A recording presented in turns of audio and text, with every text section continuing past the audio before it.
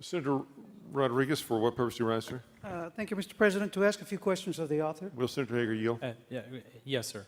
Senator Hager, I want to follow up on this discussion about the doctor's opinion Yes, on sir. these issues. Yes, sir. I believe Senator Davis asked you whether you were aware that the Texas Hospital Association opposes this legislation. She did. And your Yes, answer sir. was yes. Yes, sir. I've seen that letter. Right, Yes, you've sir. seen that letter. Have you also seen the letter from the Texas chapter of the American Congress of Obstetricians and Gynecologists? I've read that letter. Yes, And sir. they also are opposed to this legislation? Yes, sir. Is that correct? Yes, sir. Have you- And Senator Dewell and West had a good discussion about that letter as well. That's correct. And have you seen the letter from the Texas Medical Association? I have, and I remember you pretty much read it out loud at the committee hearing on Monday. Yes, and the reason why I did that is because there was a question as to whether the TMA opposes this legislation or not. Or whether, yes, a lot of the question was whether they're neutral and they haven't taken a position, but you read it. Well, you said, and I think how can they not be opposed by some of the language, I think is what you said. Well, if I that's remember correct. And I Verbatim think almost. to set that record straight, I'd like to read those provisions again. It's only Please. Yes, three sir. Go ahead. sentences. This is from the Texas Medical Association that normally, from my experience, we follow their advice here on the Senate as well as in our committee hearings, at least as I experienced it when I served on the Health and Human Services Committee, particularly on issues where the TMA is concerned that the proposals may interfere with the doctor-patient relationship. Isn't that right? That's normally one of the things that we hear from the TMA. A lot of times, if yes, I mean, we've Yeah. heard from doctors anytime that they think that there might be some type of something that would influence their patient-doctor relationship. Right, and we respect their opinion on that. As I said, I think we follow it most of the time. And in this particular letter dated July the 8th to the Senate Health and Human Services Committee, provided just before the hearing was held, they state that our concerns are with the legislative intrusion into the patient-physician relationship and the details of the practice of medicine, and with a legislatively created standard of care. TMA is concerned that this bill sets a dangerous precedent of the legislature prescribing the details on the practice of medicine.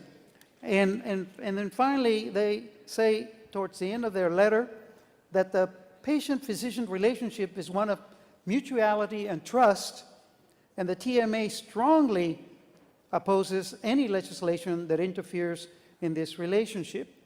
So it seems to me that also is a very strong position taken by our leading medical association. And I know that some people in the committee hearing said, well, but they don't represent all the doctors. Well, that's like most organizations. Let's not get into that debate again. 'Cause Well, I I'm not remember it gonna- led into a question from Yes. right behind you, Senator Garcia, and then Senator Huff. So here's my question to you. Why are we persisting in promoting this bill and trying to get it passed when our medical profession, the leading experts in the field, the gynecologists, the obstetricians, the general practitioners, the hospital association, all the hospitals in the state that are members of that association are indicating either strong opposition or concerns about the impact that this legislation would have, not only on the doctor-patient relationship, but on the health of women. So why would we be insisting that we're going to act contrary to the expert advice in this state on these issues? And I think that's a good question, Senator, and I'm glad that you raised it, and I think you may have asked that before, that on this floor, in this process, through the committee hearing process, a lot of the times you reference that we listen to the Texas Medical Association, the Hospital Association, ACOG, or I'll use those three because those are three you cited, or other groups, the trade associations. We often listen to those trade associations, but does that mean that we do exactly what those trade associations suggest or recommend? Many times through this process, we may do exactly what they say. Other times, it's a combination, somewhere in between, and sometimes it's completely opposed to what they say. I do not believe, and I'm not a doctor, I've never said that I'm a doctor in any shape, form, or fashion, but I have heard, as you sat through the testimony, there were some physicians that opposed, there were other physicians that support. And so I do think that the medical community is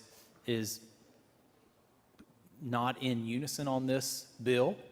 I have seen these letters, but I do not believe that this legislation is significantly or majorly, or however the qualifier would be, that would impede that doctor-patient relationship. I do believe it's going to increase the standard of care, and it still gives those doctors the ability to make reasonable medical judgments, which they should have. Well, I think, and you're right, there are differences amongst the medical profession, individuals, and in fact, the TMA in its letter points that out. And also with regard to your comments about the differences that we have heard throughout the sessions. Yes, sir. On medical professionals' advice, we hear them on scope of practice, we hear them on other issues like that, regulatory issues. But this legislation that we're talking about today involves not only women's health, but also life and death. And it seems to me that when you have the leading medical organizations taking issue with this legislation, that should cause us to pause and think whether or not that overrides an individual physician's views on this matter, as we heard Dr. Love, for example, in his testimony at the committee hearing. Here's what the Texas chapter of the American Congress of Obstetricians and Gynecologists says, for example, that this legislation sets a dangerous precedent by legislating the practice of medicine and places women at the risk by denying access to safe and legal reproductive health services. We've spent a lot of time on fetal pain. I don't want to spend more time on that, or on the ambulatory surgical centers, or the distances and the admission practices. All of that's been covered. There's no point in being repetitive. But on the issue of fetal pain, for example, the gynecologists, the obstetricians are saying no credible scientific evidence exists of fetal pain perception pre-viability. The medical profession published a rigorous scientific review of evidence on fetal pain in the Journal of the American Medical Association in 2005. Fetal perception of pain is not confirmed prior to the third trimester. And I could quote some other parts here on all the other sections of the bill, but I'm not going to, because the point that I want to make is these are the experts, and this is the whole association.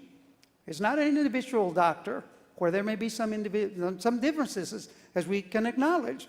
But these are the experts, and these associations, the Texas Hospital Association, the Texas Medical Association, and ACOG, are telling us that they have serious concerns here, and that this legislation is going to do harm to women's health. And I go further, and I would say it's going to implicate the possible life and death of some of our women who are not going to be able to access services under this legislation. So I want to close by this. As you pointed out earlier, in El Paso, we have 2 clinics.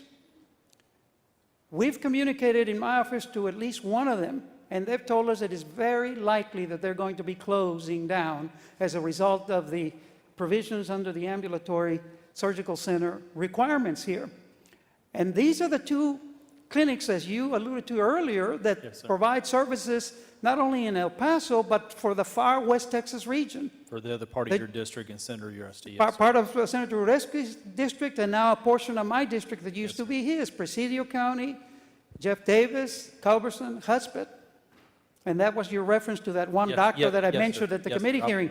And so I am very concerned with the impact of this bill on the lives of women and the services that are available to women. And I wish that for once, in this instance, we would look at our medical experts' advice and follow it, Senator Hager. And so it's something that I think we all need to think about when we discuss who is saying what with regard to these issues, who are the experts and who are not. And I respect that. Thank you, Senator Hager. Yes, sir. Thank you, Thank Mr. President.